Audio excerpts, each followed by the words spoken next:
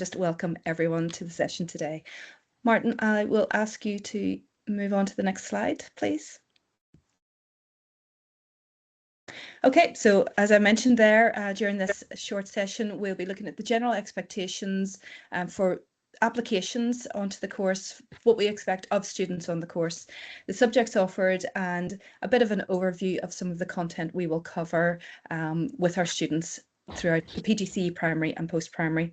And it's also really important for you to see our entry requirements. We do have some specific requirements in terms of applications and then the application process. So please, if you have any questions, do add them to the chat. Okay, Martin, I'm not sure if I have access to, do I have navigation? No, I don't. So I will just let you move on to the next slide, please.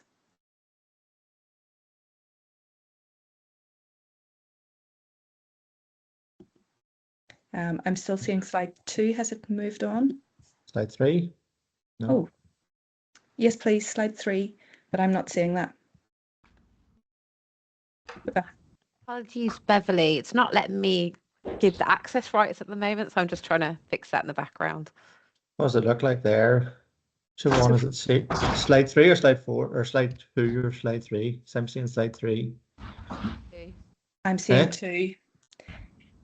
Right. If I click forward, it I can see slide 3, but it says sync to presenter. So unless there we go, slide 3. Lovely, that's it now, thank you.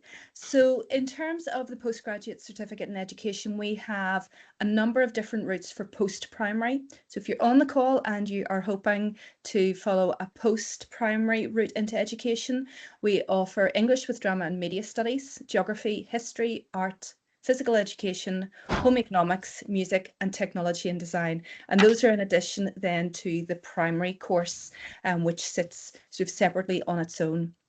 For those following a post-primary route, within those different subject areas, there are many of the lectures which would be in a group setting. So you look at professional studies, special needs and education, and then you'd also have your specific subject related content, which runs parallel to those. For the primary course, our students are as one group with us throughout the course.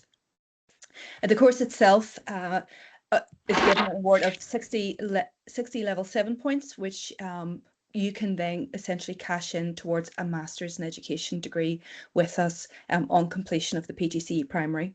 And it's important to note that unlike some of the PGCE courses that might be delivered in England, where it's a PGCE in education, our course is PGCE in education with certified teaching recognition as well. So if you are choosing to look further afield, you do need to make sure that you actually have the teaching component which qualifies you to be a teacher. If you're looking to study with us, you don't have to worry about that. Our courses are covered by that, and they will qualify you on completion of the course to be, you will be a certified teacher and you will be able to teach in a classroom. Thank you. On to the next slide.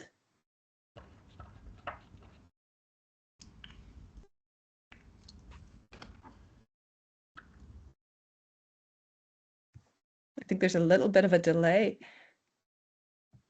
So, okay, so I think there's another click with that to get up the content of the assessment. There we go.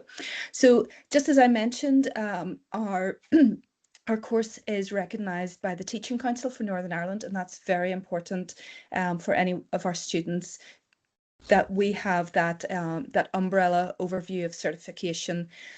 Our course is assessed through the competency model, which aligns with the standards of teaching here, and that in fact carries you on an international perspective. So many of our students who graduate with us stay in Northern Ireland, but others return to the Republic of Ireland, go over to England and further afield. Throughout the course and throughout the various assessments on the course, that's the school-based assessments, our students are assessed against the 27 competencies, and we ensure that on completion of the course, again, we are satisfied that all students have achieved those, which is, as I say, a requirement of the GTC-NI. Thank you. Next slide. It's also important to note, I'm sure many of you have heard on the news recently about the bursaries that are available, and some of you on the call might even be Irish speakers. And so in our course, we have a provision for students who come from an Irish medium background. Now, it's not just anyone who can speak a few words of Irish. There are some special requirements that we have in line with the department on that. So just to note, if you are thinking of pursuing an Irish medium route into getting a place at Ulster on the PGCE course, your undergraduate degree must include approximately or at least 50% content that links to one of our 8 post-primary subjects, which I mentioned earlier. The PGCE Irish medium places are only for post-primary. Okay, now we do accept Irish as a subject in the primary course, but just as is mentioned there, you have to have at least 50% content that links into the primary curriculum content as well. Applicants must hold a qualification in Irish and they must be able to speak it fluently. And as I mentioned there, bursaries are available for 26-27 applicants. Thank you.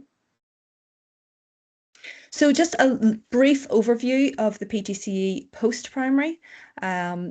Depending on the course that you apply for, you may start in mid-July to late August. So for example, for technology and design, they start with a workshop competency course that's registered with the OCNNI. That takes place usually in Belfast, Dundonald, and that is a requirement of the course. So that will take you through your health and safety components of the course, how to use the different apparatus and different tools and machinery that's associated with the course. The main teaching for the post-primary then begins in September, and as you see through the table online, there are different sections, different components throughout the year. So it begins with some face-to-face teaching, then there is the first placement, which is in a non-grammar placement, and then there's a second placement later on in the year in the second semester in a grammar school. We ask students, both at primary and post-primary, to select the schools that they would like to conduct their placements or their school experiences in. So on being successfully offered a place, you will be asked to give a list of schools that you would be happy to do your placement in. And based on that, we then will organise your placements, and that's where you would do your placements.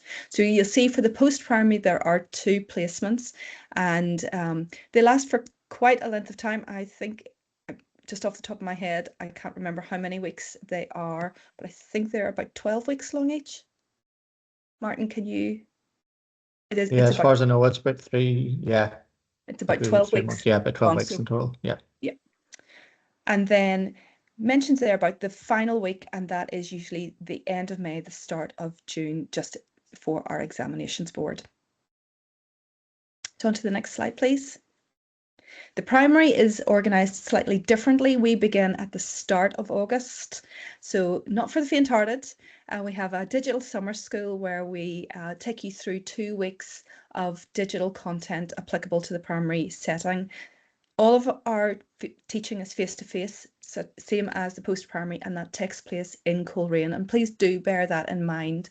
It is a face-to-face course, it's not an online course, and attendance is expected to be able to qualify for the department's requirements for teacher training.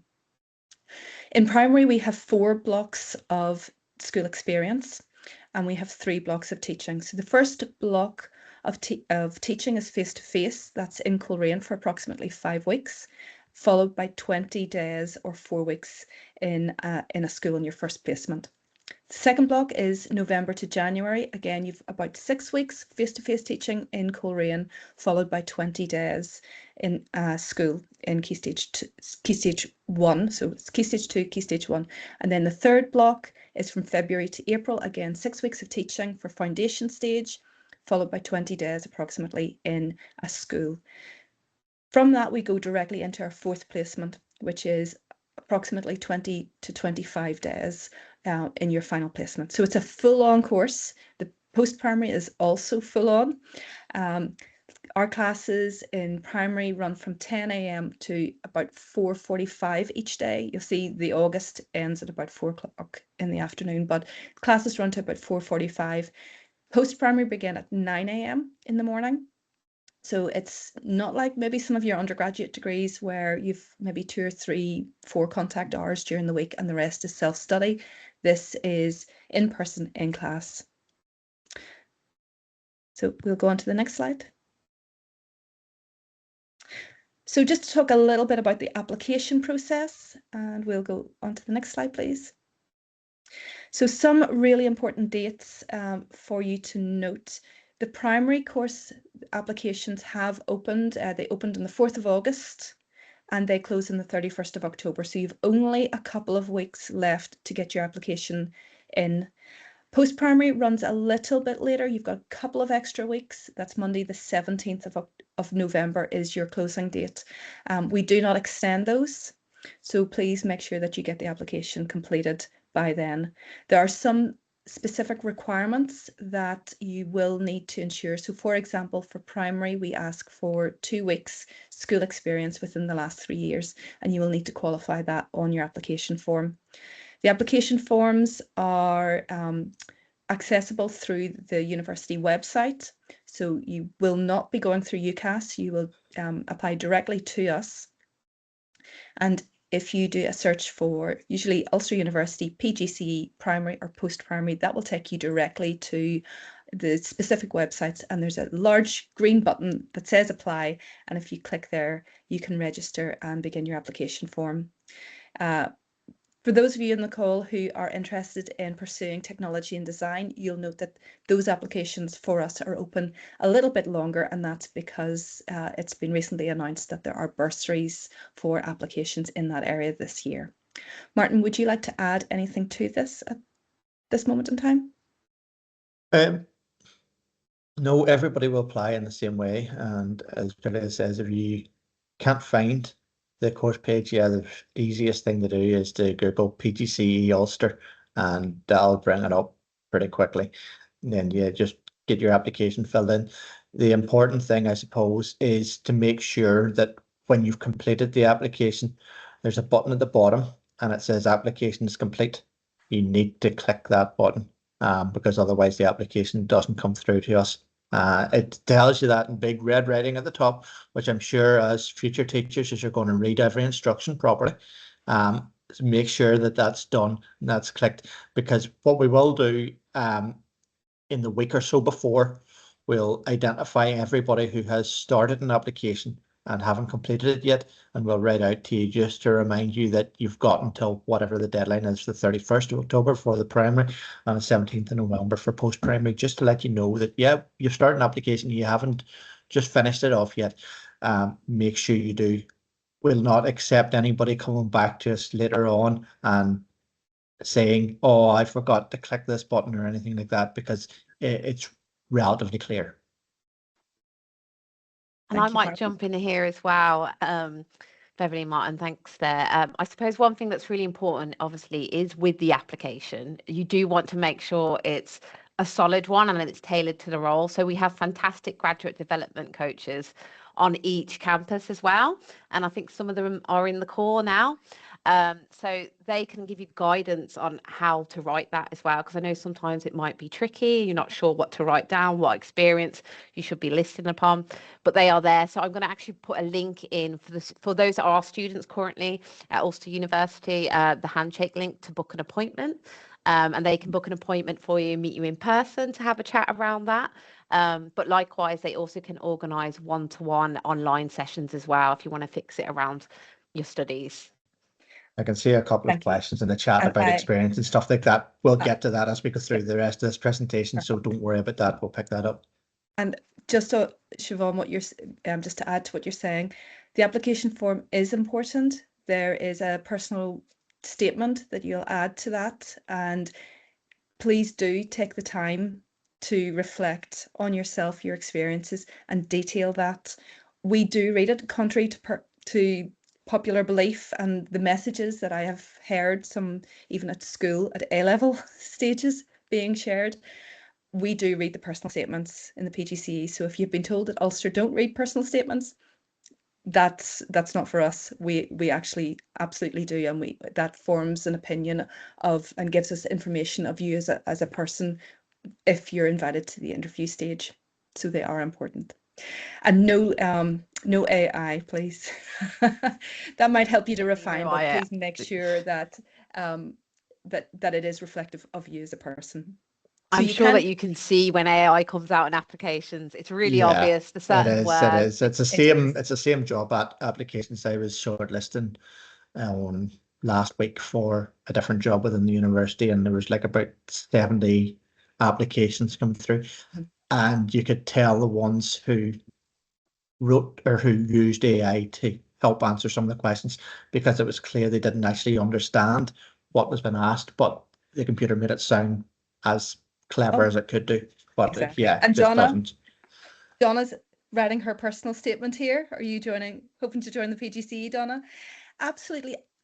AI is there to help, but do not use it to write. You can use it to help you refine, maybe to guide you, but ultimately AI does not know who you are, what your experiences are, and whatever you put on your personal statement, there's a fairly good chance we will ask you about it if you make it to the interview stage. Yeah. So don't try to bluff us.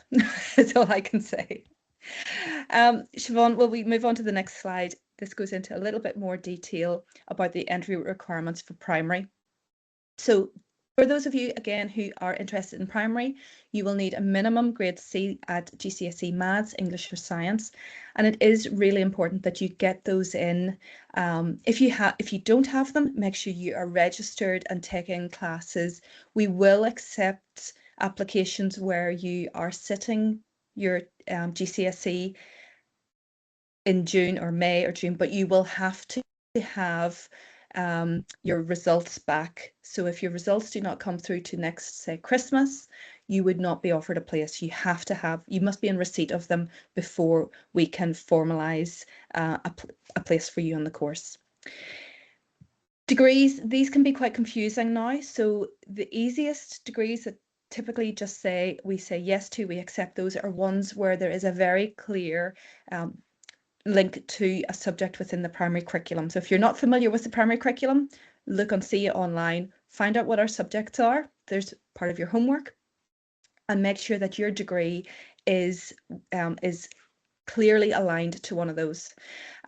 There are some degrees that we do not accept. So for example, those that are particularly clinical. So if you're coming from a nursing background, we would not accept, because that's a degree that prepares you to care for people rather than specific content. Business degrees we don't accept. So if you're unsure of what your degree is, there is a list that you can find online, but typically we will be asking for a transcript of your modules so that we can align those to whether they're education related or not. Someone asked about the 2 weeks experience in the classroom. This is for you now. So there are 2 weeks formal classroom experience within the last 3 years. Now, it's not after schools, it's not going in to deliver a little club, various points throughout the year. You need to be in the classroom, almost as a classroom assistant. If you want to put it sort of in that perspective, you're in on work experience. You're there from 9 to 3, whatever it is during the day, so that you have a good understanding of what the classroom looks like. It must be a classroom. Apologies, I've just lost my window there. It must be a primary school setting, and we do not accept youth work or things like that. It has to be a classroom. You'll need 2 supportive references, a 1 character, 1 academic. So if you are currently in a course at the moment, you'll be asking for one of your tutors or one of your lecturers or head of school, someone who can speak about you in an academic sense, and then a character reference. So maybe you have a part-time job, maybe you are involved in a youth group, maybe you do something in your community. A reference or character reference from one of those people would be fine. You will need your medical certificate, access NI check, and things like that. Those we can look for those a little bit later, but we will be asking for those before a place would be offered. If you make it to interview, we do examine you formally with a written and a numeracy test. But even at the application stage, we are looking at your application for spelling, grammar, punctuation. We want to see how well you can communicate and put across the message of who you are as a person. For those of you who are from an international background, it's probably important for you also to know that you must have been resident in Northern Ireland or the UK or the Republic for the last 3 years, I believe it is. Isn't that correct, Martin? No, it's different than that. What you have to be eligible for home fees. So Okay. it's not just about being resident in the Republic. So since Brexit, things have changed dramatically. And so there's groups of people who have lived in the Republic their whole life, but if you're not a UK or Irish citizen, you won't be eligible for you're not able to access freedom of movement between the UK and the Republic of Ireland, and therefore you would require a visa to formally come to the UK for an extended period of time as in for study. So yeah, if you're not sure if you meet those sort of residency requirements, email our admissions team, admissions@ulster.ac.uk, and we can check that for you. If you're EU settled, you'll need to send us a copy of your share code and passport. Anybody who, if you're not UK or Irish citizen, will need to ask for whatever proof of immigration status, whether you're settled, whether you've got indefinite leave to remain or whatever it is. Generally speaking, if there's a time limit on any sort of visa, whether you're here on a dependence visa or something like that, you wouldn't be considered eligible for home fees and therefore wouldn't be eligible for the programme. So it's because the programme is part funded by the Department for the Economy, and it's their rules and their requirements in terms of who can access that funding. Lovely, thank you, Martin. We'll just go into the post-primary because again there are some entry requirements for post-primary. These vary a little bit depending on the subject. So for example, technology and design, there are specific undergraduate degrees that they will accept. Same for music, same for PE and things like that. So it is worth checking that that your degree aligns within that. But again, you can reach out to the post-primary team and have that have your question validated that way. As with primary, maths and English at grade C, but there's no requirement for science. So just bear that in mind. As I say, some of our post-primary courses require sort of variations in terms of your experience. So for example, PE, you need to have, is it 16 weeks? I think it used to be 24, so that has been dropped to 16 weeks experience before the end of June 2025. So you would have had to have had that experience already. And that experience can include primary or coaching. Again, there's some email addresses at the end of the slides for Dr. McFlynn, who is the PGCE PE course director, so you could reach out to him directly.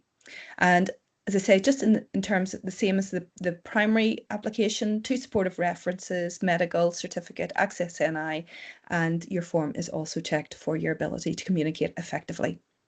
Yeah, just as Beverly has mentioned there in terms of the section or number 3, I think there's a couple of questions in the chat about the experience required. So there's no time limit, but obviously with any of these sort of things, the more you have and the more varied type of experience you have, the easier it is for you to articulate that at an interview stage if you're successful in getting through there, because the interview questions are going to be sort of scenario-based questions. So the more varied examples you have of when you have undertaken that type of work or seen that type of thing take place, the better for you. But yes, it doesn't have to be in a formal setting, and it's maybe a bit more difficult at times to get into post-primary schools as classroom assistants or helpers and things like that. For primary schools, it's maybe a little bit easier. There was another question, and I just want you to double check that, Beverly, for me. Sure. That a couple of people had asked about in terms of whether or not you can get the experience this year and have it before the end of the academic year. I know in some years we have done that, and some years we haven't. So we have moved away from that that's very what I much so, thought. because it's, I suppose, part of that preparation. If this is something that is a course that you've been thinking about rather than an afterthought, you would have that experience already. And many of our courses at Ulster do include 2 weeks experience in a school setting. And for example, I know some of the humanities, history, English, and so forth, you have the opportunity to do education as a minor. And if you have completed that module over the 3 years, there is the opportunity for you to be in a school for a couple of weeks. So that experience covers you. I see a question also about classroom assistant work. Absolutely. Many of our students have been working as a classroom assistant perhaps for a year before they... Some more so, some many years. Exactly. So, so paid experience is also okay as long as it's in a formal classroom situation. And just to follow up on that, Beverly, we actually have a volunteering fair on the Coleraine campus next Thursday, and there is a lot of youth-based charities there. Some have after-school homework clubs. So I know for students that maybe aren't in their final year, it would be great to start thinking now, to start building that experience, because at the end of the day, when you are going for this role, you're going to have to develop some sort of facilitation skills and be comfortable with people to teach. So I'll just put a link into the event there in the team. But do come along if you are available, and you can speak to loads of charities and gain that tangible experience that Beverly and Martin are talking about. And if you're in a position where it's not too late, still a couple of weeks before closing date, so you might be able to get your time squeezed in. Quite often I'm speaking to students and I've said, what were you doing in September before your the degree, sort of whatever year, kicked off again? You should have been in schools in September getting your 2 weeks in. So we do have to be very tight on that. I'm sorry, I realise time's moving on a little bit. I'd like to, and I need to leave a little bit early, but I'd like to talk about the interview stage just before I go, because I think that's quite important. So if we could move on to the next slide, which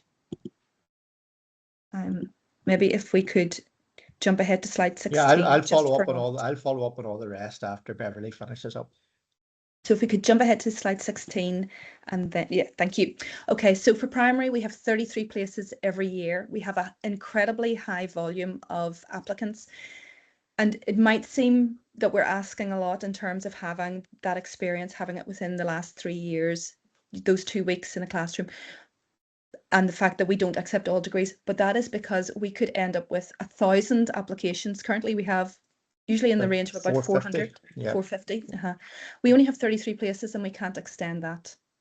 So that's why we have to be very careful of ensuring that those who apply have the criteria that we set. Now, if you apply and you meet our criteria, you will be invited to a storytelling interview. That's the first stage, and most people who apply do get to that phase. Okay, so there's some important things that you need to recognise or to note and be thinking about in terms of that. The storytelling interview is a recorded interview, so you don't come to see us for that. We set you the task of selecting a story that would be suitable for a primary 1 student. So that's a 4 or a 5-year-old, if you're not familiar with primary 1. It should be a story that's suitable for them. So think of a fairy tale, you know, 3 Little Pigs. Now, just because I've said that does not mean that I favour the 3 Little Pigs. 23 Little Pig stories. I wish 20 was all I got. I could have 50 3 Little Pig stories and 50 The Gruffalo. So think of something that's familiar, recognisable, but you know, sometimes being a little bit different is okay as well. What we're looking for at that stage is to see who you are as a person, to see your presentation skills. And if we just go to the next slide, Martin, I'll let you talk about the formal interview once I leave. This is going to be your Bible to help you. This is what I'm looking for whenever I review those 450 storytelling videos. They cannot be any longer than 5 minutes. If they are after 5 minutes, I turn it off. I don't watch. So if you record 15 minutes, you've wasted 10 minutes of your time. 5 minutes. In fact, if you can keep it slightly under the 5 minutes, that's even better. The videos are assessed against your clarity of speech, your intonation, your expression, your personal persona, make it feel that I am there in the room with you. I know that might be a little daunting, but you want to make sure that I watch all 5 minutes. If I'm bored after 30 seconds, that will reflect on you, and the scoring that we give as a result. So we want to know, can you tell a story enthusiastically? Can you use resources? Can you use digital technology to enhance your recording? So make your recording, watch it back. If you think you need to improve it, do that again. This is what I'm telling everyone. Share it with friends and family. Most of us hate seeing ourselves on camera. I will not watch this video again, but you have to, because if it is you mumbling on the edge of your bed, chewing gum in your pajamas with your earpods in, that is not going to reflect well on you. And these are some of the things I see, and those are the people who do not get to interview. Okay, so bear that in mind. I'm trying to help you here. The other thing, and I have it underlined, is do not read from a book. You can have some notes to help you, but as best as you can, memorize that story. Now, I'm not checking for it verbatim, word for word. You can deviate a little bit, but retell the story as if you were to a group of children. As you're telling it, think about, would they be engaged? Would they be fidgeting on the floor? Would they be able to, come back to you afterwards and tell you, this is the story that I heard you read? Now, remember, you are up against 450 others. So you want to make yourself stand out. And then another really important thing, and every year there are a number of people whose videos are not watched. They submit them. I am sure they're fabulous, but they do not set them as open access when they submit them to admissions. So they will share them with admissions. The admissions email will be the only email that will have access to that video. And when I come in December to record or to review the videos, if I click on the link and the link doesn't work, the video isn't watched. And that's it. I don't have time to chase up people. So I have to really adhere to that. So please bear all of those things in mind. That's what we're looking for in a video. And take a screenshot of that if you want to, or make some notes on it. But that will be really, really important for you as you prepare your video. So on that, I'm going to have to scoot off. My email is at the very end. You've got Martin. Martin's a wealth of information, and he's been doing this a long time, so he will be able to answer most of your questions. But if there are any questions that you want to come directly to me about, absolutely feel free. Okay, thank you very much, Beverly. Thank you so much for your time, Beverly. Thank you, and best wishes, everyone. I look forward to receiving your applications. Bye for now. So before we skip back to previous pages, just take another wee minute just on this screen here whenever Beverly was talking about what you should do and what you shouldn't do. I think what you shouldn't do type of thing is more important, because if you think about it logically, but maybe about 400 sort of videos are submitted every year, and the intention is to try to get that down to about the top 100 or so for formal interviews, because that's a reasonable number to be interviewing to get 30 places. It's probably impractical for them to be interviewing very many more than that. So that's the intention from Beverly and her team whenever they're assessing the videos, is to get that down to about 100. So from her perspective as well, if there's ones that are very easily ruled out, then they're very easily ruled out.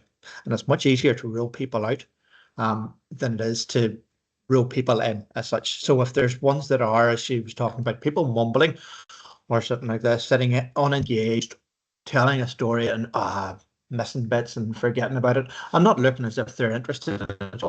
They're very, very easy ones to score down, and the ones and twos and just forget about. The people, there's going to be a number, probably 50, 60, that are really, really good, and with her experience of doing this, can see within the first 30 seconds to a minute, yeah, that's good, that's perfect, that's really good, I know that's someone who's getting through. Those are the ones you want.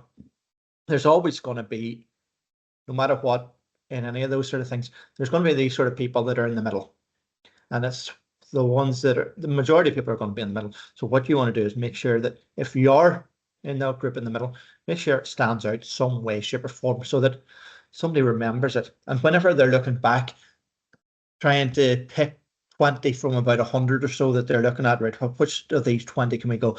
And they go back through them again, go, oh yeah, that one was good because she used these sort of props. I remember that story. You want it, it's really hard whenever somebody is watching 300 or 400 videos for yours to stand out. But that's what you have to try to do. And yeah, she says, take time.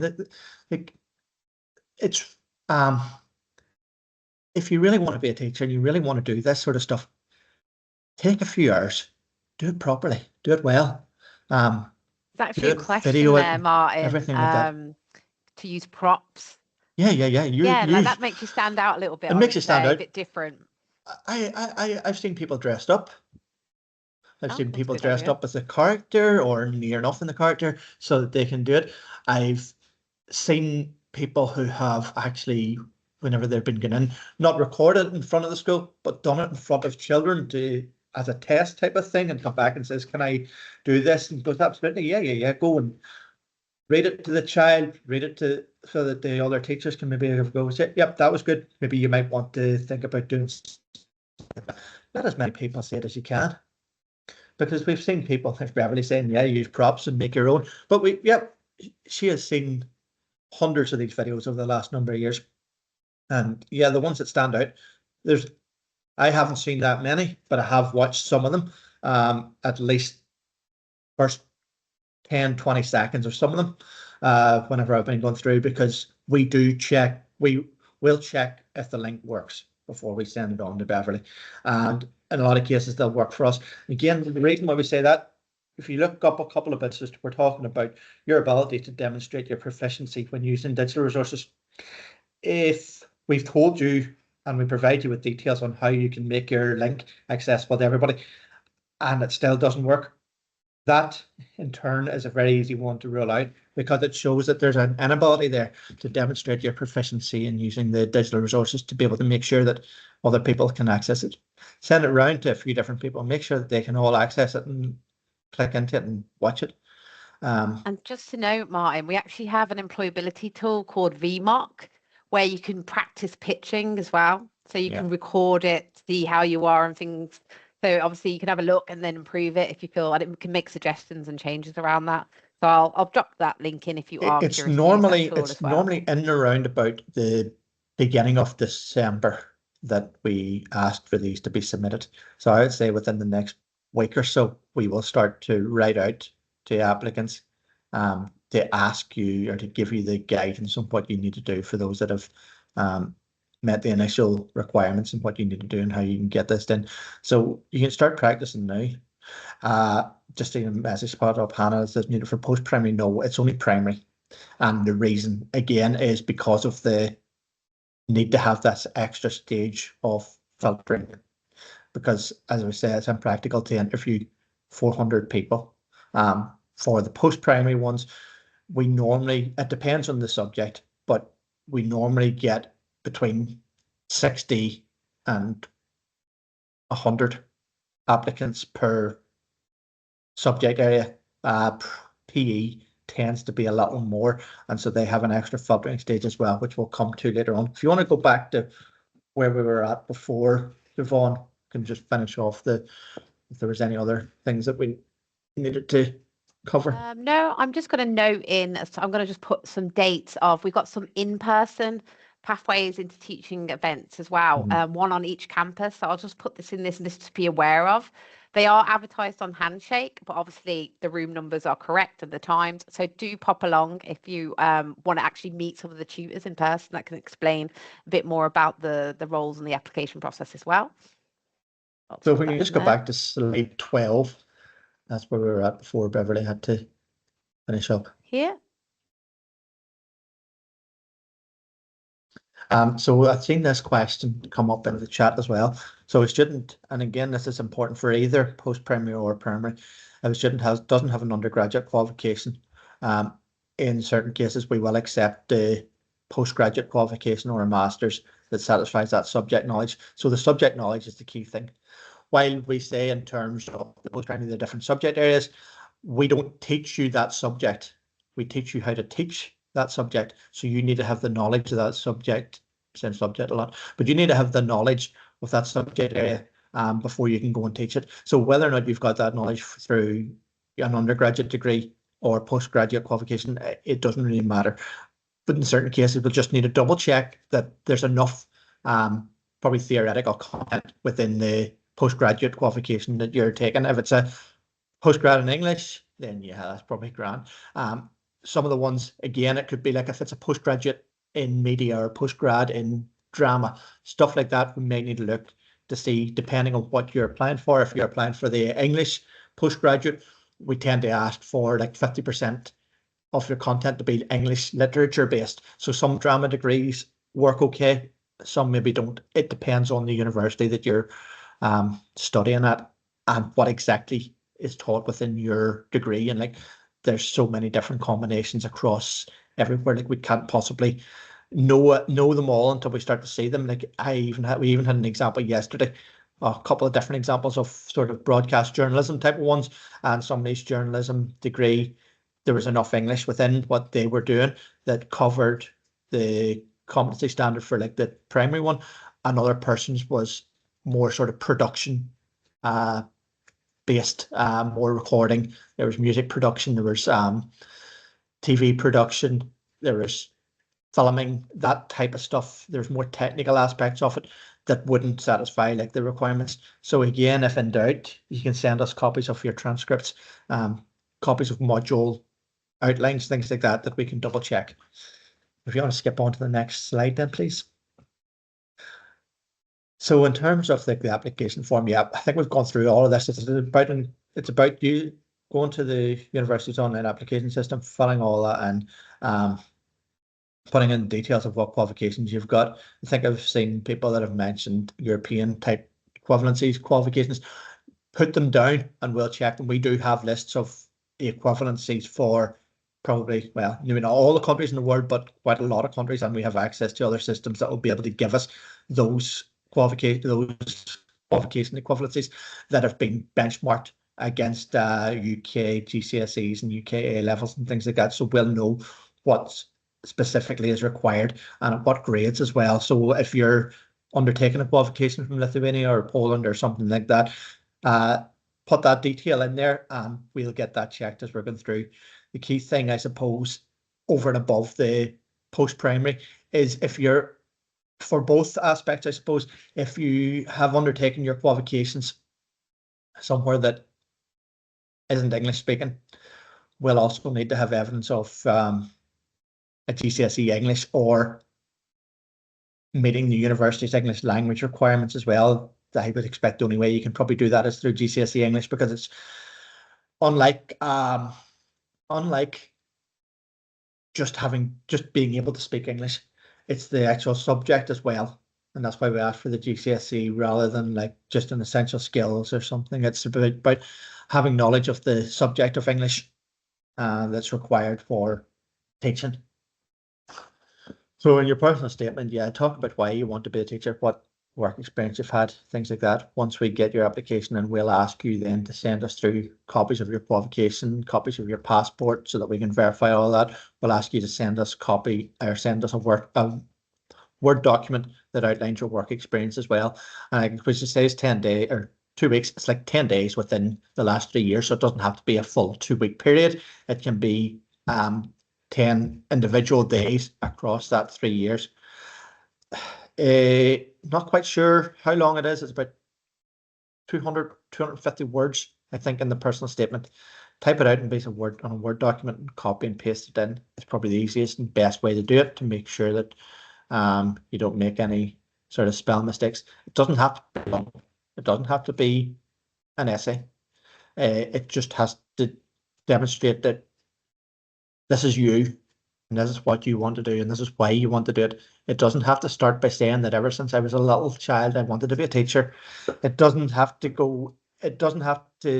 talk that sort of way. You just make it about yourself to say, look, I've been in schools, I've done this, I've done that, whatever it might be. But yeah, keep it, as I say, as personal as you can. Next slide then, please. So whenever your application comes through, yeah, so I've said this. So those who, and this is the same for both primary and post-primary, if you meet the requirements as set out, you'll be invited to the next stage of the selection, whether or not that's straight through to interview for most of the post-primaries, or whether or not it's asked to submit this video for primary. So if you go to the next slide then, please. And then the next one we've gone through, which is the, so we're talking about, that's what everybody talked about earlier. So on to the next, and the next maybe, okay, so post-primary. So yes, there's approximately 10 places per subject. We're given, over the last number of years, we've been allocated 80 post-primary places, and we have 8 post-primary subjects. The Department for Education doesn't specify how many we need on each subject area. So that's us to ourselves. But to keep things as fair as possible, we try to go about 10 on each. In some years, there might be 8 on one subject and 12 on another, things like that, but it's in and around it. Our popular programs, our most popular programs, the ones that we might get a few more people onto, would be maybe the likes of PE, home economics, English, and history as well. They'd probably be the 4 most popular ones. Because of the increase in government sort of wanting more STEM subjects to be taught, that's why they provided us with that bursary for technology and design. This is the first year that that's been introduced, and again, a bursary for Irish medium. Irish medium you can do in any subject area, so it just depends if you, whenever you fill in your application form, whenever you're dealing with, whenever you're filling in your application form, there's a section at the bottom that says, would you like to be considered for Irish medium? And you say yes.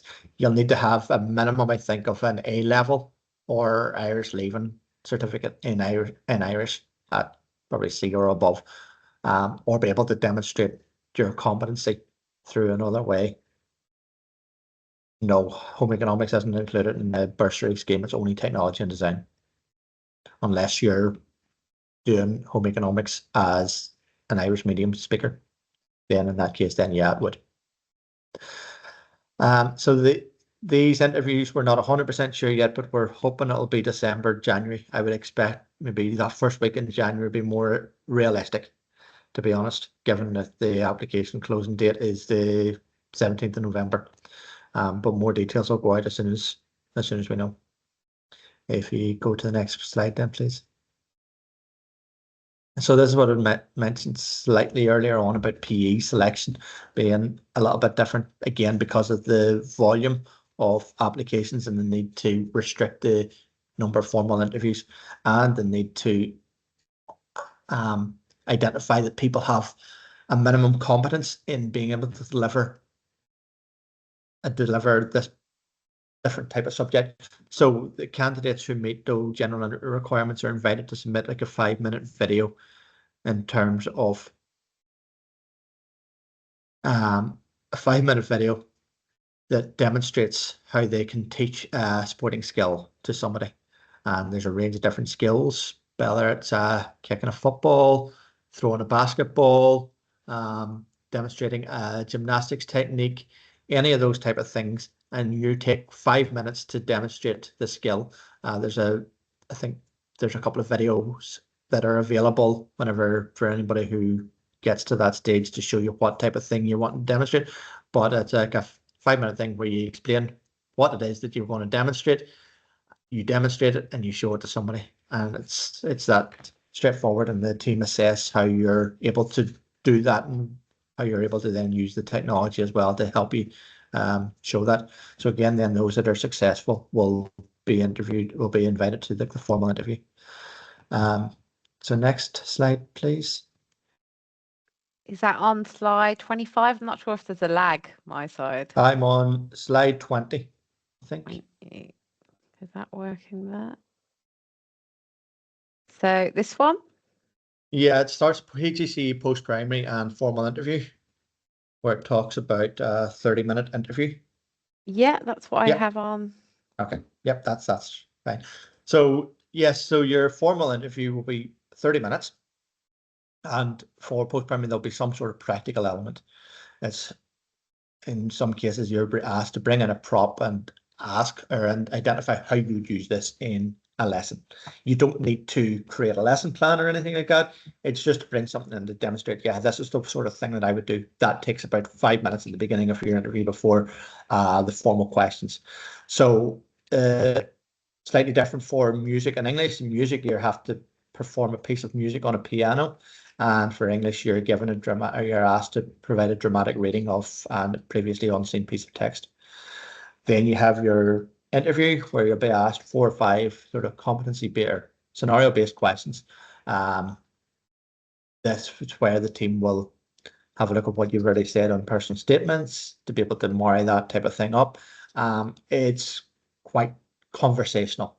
So there'll be a member of staff from usually the course director of that program, plus maybe another member of staff from the school, or in some cases an external member, an external person, sometimes like a principal from a school, things like that. So it's normally two members interviewing you, and yeah, they try to keep it quite conversational, trying to tease out from you what sort of how good a teacher you would be, what standards you would have, that sort of thing.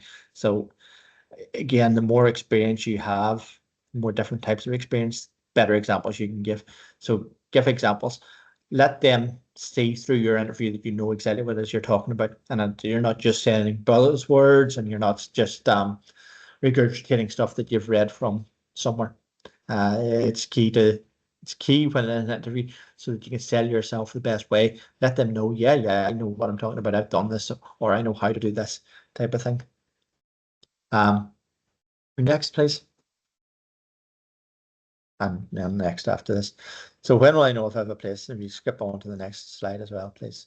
The department for education. While we've been talking about numbers of 33 for primary and 80 for post-primary, the numbers are never confirmed until April, May time. But they haven't really changed much apart from 1 year. And then it was changed back again the following year. So those are what we will be working towards, and we'll be making, so they don't provide us with those numbers until April, May, but we'll be making offers relatively soon after the interview, within maybe 3 to 4 weeks after interviews, just to make sure that we have the offers out, so we can so that people have a bit more assurances. What we may not do, what we'll probably do, as we've done in the previous years, is make offers to, say, if we want 33 on primary, we might make offers to the top 30 and keep another 15, 20 on waiting list, so that if anybody drops out, we can go back to that, or whenever the department confirms the 33, we can go, yeah, there's the next 3 type of thing. And similar sort of thing for post-primary is that we'll maybe just not make the full sets of offers, but we'll make as many as we can reasonably do that's not going to impact on their numbers being restricted. And there will always be people who are on waitlists, and within the waitlist there are always people who are accepted off waitlists, because even right up until the beginning of term, we can have people who, for one reason or another, decide that they're not able to take up their place.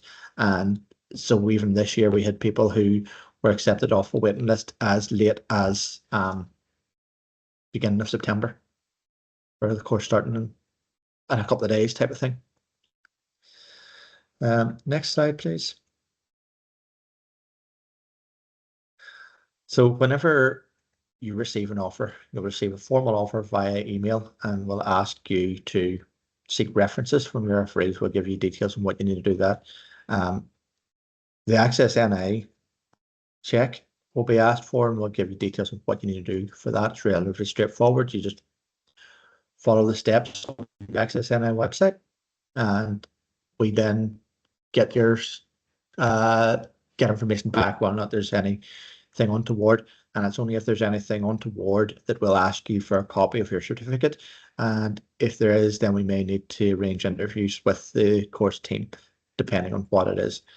A health check as well will be sent out at the same time, and that's through our occupational health team. They'll ask you to fill in a number of forms and send that back to them. The teaching begins for the formal teaching for the PGCE primary begins in the last week in August. But as Donna mentioned earlier, there's like a skills course that takes place, a digital skills thing that takes place the first week in August.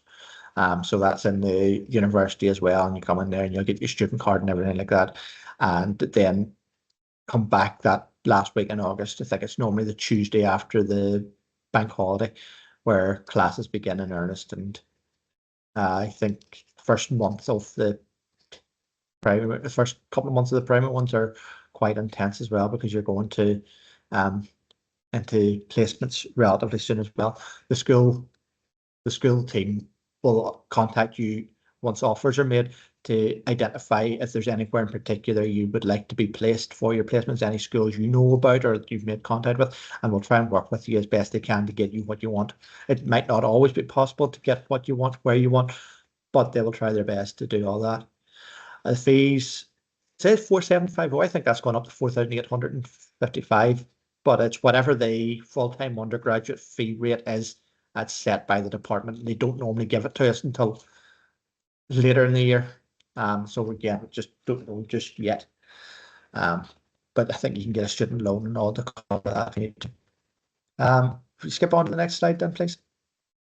Okay, so the teaching bursaries. Again, I'm just going to read this because I'm not 100% sure what it all is, because it's so new. I know that the fees are all paid for and that there is a living cost grant of 12,000. That's quite a lot, which is good. But it's the technology and design program. So we've changed the name of it to technology and design with engineering and manufacturing, and allows then students upon completion of graduation to go into schools and teach your technology and design, teach engineering, teach manufacturing, those type of subjects that are crying out for teachers at the minute. And again, that's why government have introduced these incentives to get more teachers in. So it just gives details there of what the types of qualifications we on that accept one, Martin. The event in Belfast, they give very specific details of this about PGCE. So if anybody is studying a course related to that domain, definitely go to the Belfast Pathways into Teaching event. I believe the lecturer, Samuel Taggart's going to be there to kind of explain that and the routes and things to that as well. Yeah, no, and like again, there's nobody gonna offer you anything better than this if you want to go into teaching anywhere that I'm aware of. So it's really good. Now there are obviously, if you're given sort of free money, there's things that are asked of you. So one of them is that you'll be expected to teach in a school in Northern Ireland for a minimum of 2 years after qualifying. But sure, that's what you want to do anyway, or you wouldn't be going to this bother of becoming a teacher. So it's like win-win as far as I'm concerned. Yeah. You skip on to the next slide then, please. Yeah. Okay, so there's the contact details. So just leave that up there. If anybody wants to take those down, you want to take a screenshot or whatever easiest for you to do. If there's anything else, I'm not sure why all the rest of the contact details aren't on there, but that's maybe just all that. And then there's some on the next page as well. Oh, is there? Oh, okay, fair enough. Yeah. So what I would say is, and thank you so much for sharing that information. It's been really helpful, as well as Beverly as well. If you want to kind of find out more, just to speak directly to the lecturers that are involved, do attend the in-person events. We will also have a very specific we've got post PGCE as well online session. So that's for if you want to kind of obviously work in the secondary schools. But I know today we had a mixture of information because students tend to jump into both sessions. But I would definitely recommend having a chat with the careers, the graduate development coaches that are on each campus. They will help you with your application. They'll support you with guidance around that. But likewise, it might be a case that perhaps maybe your course doesn't apply to that particular Ulster University course. Maybe there's not a pathway route there. If that is the case, we can give you information about other access routes for you. Okay. So to do that, the handshake link was provided in the Teams chat earlier on, and I can also email afterwards the additional information from the session as well. Okay. There's a few questions in the chat. I'll try and answer them through the chat as well, but just while we're here before we finish off. So there's Anya, and she talks about European equivalents. So yes, if you just let us know what you have, we can check that out, whether or not that meets our requirement. So let's say you're currently in the process of confirming a 2-week placement. Previously worked as a classroom assistant 21-22, would that fall outside the 3-year? Depends when in 2022, but likely it would fall out that. So we'll try and get that 2-week placement now, between now and the 31st of October. Yeah, volunteering fair, good to have that detail. So Lucy, again, can you edit the video? Yes, you can edit the video. I would suggest you do it in one take, see how it goes. Because if you are editing it, make it look like it's one take. Because if it looks disjointed, it's going to impact on the viewer as well. And so what you want to make sure is that the viewer makes it look as well as possible. So I wouldn't be going to the process of like editing it to make it look nicer and all that sort of stuff, and to add effects or whatever, yeah, but not necessarily editing different parts of it together. So it just might not work as well. Props, yeah, absolutely. And no, it's not needed for post-primary. For primary PGCEs, your choice of school for placements need to be Coleraine. No, it can be anywhere. The school office will work with you on whatever placements. Somebody else asked another question about the placements. Is there a list of schools? Not quite sure if there's a list of schools. School office will help and be able to advise on all of that. And Angela, who works in there, will write out to everybody who's accepted on their place and will ask for your preferences, and will then maybe. So I think the first thing is that if you have preferences, they'll try to work towards those. And it's only then if you have no preferences or not able to, they'll then work to get you placements. But yeah, there's lots of schools that offer placements throughout the year, because like they're crying out for everybody who has worked in the school has had to do this themselves. So that's why it's the type of thing that's a very supportive environment. Personal statement, I think it's 250 words, but I can double check that and get back to you on that one. Bursary for home economics, no. What happens if you're traveling or on holidays during the time of your interviews? Oh. This is the same as if you were applying for a job. You will be expected to attend in person the interview. If you're not able to do that, if something else is more important, that's up to you to make that decision on what you want to do. It would be in a very, very rare case, and probably very unlikely, unless there's something that's totally unforeseen, that an interview could be rescheduled or could be offered virtually.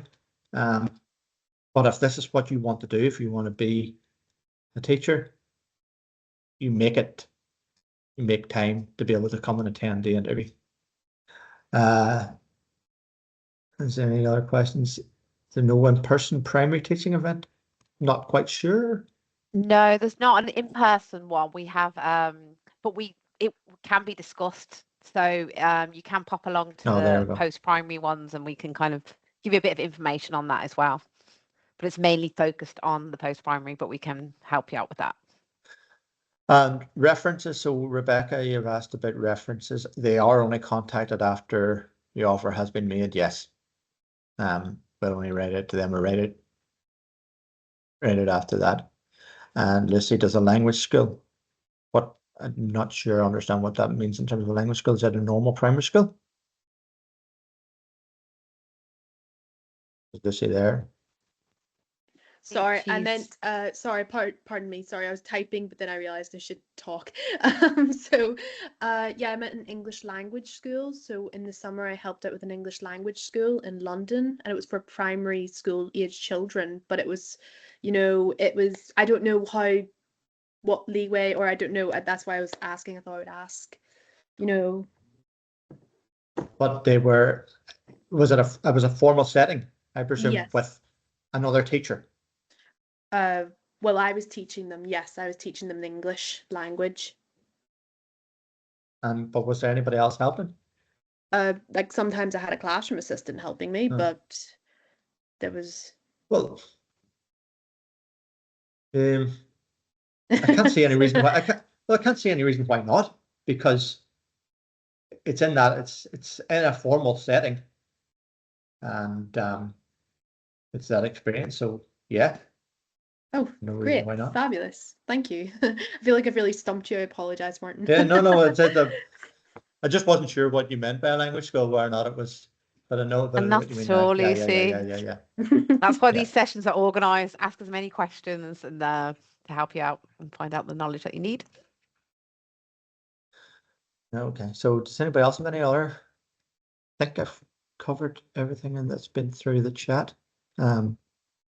Yeah, I think that is, because we're a bit over anyway. So, but that is so helpful for the information that you've shared. And likewise, just make sure you make the appointments with the graduate development coach. Make sure you apply before the deadlines. Press that green button and make sure that it goes through the whole way. As Martin said, sometimes students don't do that, and if you miss the deadline, you miss the deadline.